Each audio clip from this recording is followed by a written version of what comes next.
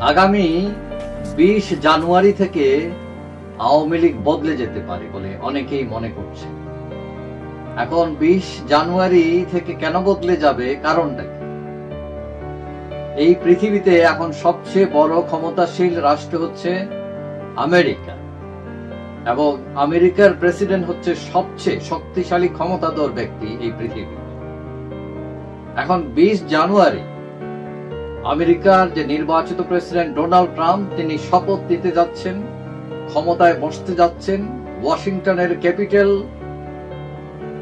ভবনে তিনি 47তম প্রেসিডেন্ট হিসেবে শপথ বাক্য পাঠ করবেন, এবং তারপরেই তার ক্ষমতা দ্বিতীয়বারের মতো শুরু হবে।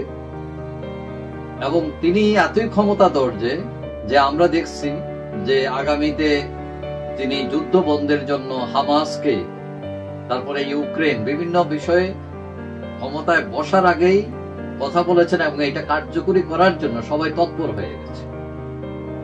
এখন আওয়ামী লীগ মনে করে যে শেখ হাসিনা বৈধ সরকার, এবং তাকে জোর করে হটানো হয়েছে, এবং তাকে আবার ক্ষমতায় আনার জন্য অলরেডি শেখ হাসিনার পুত্র সজীবদের জয় লবিস্ট ফার্ম নিয়োগ করেছেন আমেরিকায়, এবং ওই ফার্মের সাথে ডোনাল্ড ট্রাম্পের ভালো খাতির আছে বলে অনেকেই সেটা আমরা জানি।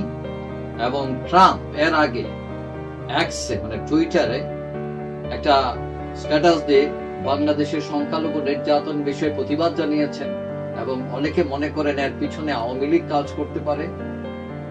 এটা ছাড়াও আওয়ামী লীগ বিভিন্নভাবে তৎপর রয়েছে, লন্ডন, নিউ ইয়র্ক, প্যারিস, বিভিন্ন জায়গায় মিটিং করেছে তারা, এবং ব্রিটেনের পার্লামেন্টের একটি গ্রুপ, তাদের মাধ্যমে একটা প্রতিবেদন তৈরি হয়েছে।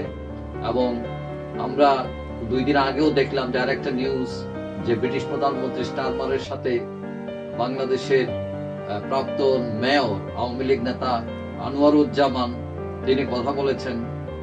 বিভিন্ন দিক থেকে তারা চেষ্টা করছে উঠে দাঁড়ানো, এবং কেউ কেউ মনে করেন যে ইউনূস সরকারের সাথে যে ডেমোক্রেট বাইডেন সরকারের ভালো সম্পর্ক ছিল, এবং যখন রিপাবলিকান গভর্নমেন্ট ফর্ম করবে ডোনাল্ড ট্রাম্পের নেতৃত্বে, তখন হয়তো আওয়ামী লীগ লবিং করে, লবিস্ট নিয়ে করে, যেভাবেই হোক হয়তো তাকে বোঝানোর চেষ্টা করবে যে তারা বৈধ সরকার, এবং ইউনূস হচ্ছেন ডেমোক্রেট পন্থী, এবং সেই সুযোগটা তারা হয়তো নিতে পারে।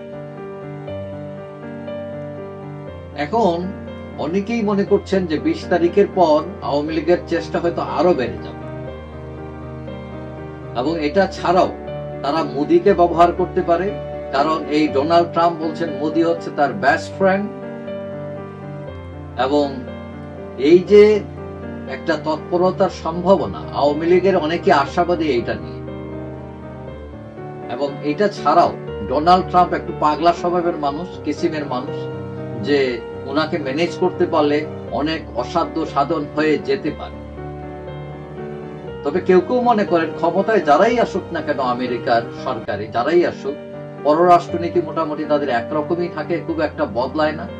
তবে ট্রাম্পের ব্যাপারে বিষয়টা অনেকটা অন্যরকম, তিনি অনেকটা যাই মনে করেন সেটাই করেন। এবং আমরা দেখি যে রাশিয়ার সাথে আমেরিকার সবসময় একটা দেন দরবার থাকে, কিন্তু পুতিনের সাথে পর্যন্ত ডোনাল্ড ট্রাম্প, উত্তর কোরিয়ার নেতা কিম, তার সাথে পর্যন্ত তিনি দেখা করেছেন। অর্থাৎ তিনি গতানুগতিক সিস্টেমে বিশ্বাসী না, তিনি যেটা ভালো মনে করেন সেটাই করেন। এবং এই হিসাবে আওয়ামী লীগের অনেকেই আশাবাদী, তারা মনে করছেন যে 20 তারিখের পর আওয়ামী লীগের সম্ভাবনার দ্বার খুলে যেতে পারে। যাই হোক, বাংলাদেশের রাষ্ট্র ক্ষমতায় যারাই আসুন না কেন, তারা যাতে দেশ ও জনগণের জন্য কাজ করেন, বাংলাদেশ যাতে উঠে দাঁড়াতে পারে, সেই আশাই ব্যক্ত করছি। যাই হোক, সবাই ভালো থাকবেন। আশা করি দেখা হবে অন্য কোনো ভিডিওতে ইনশাআল্লাহ।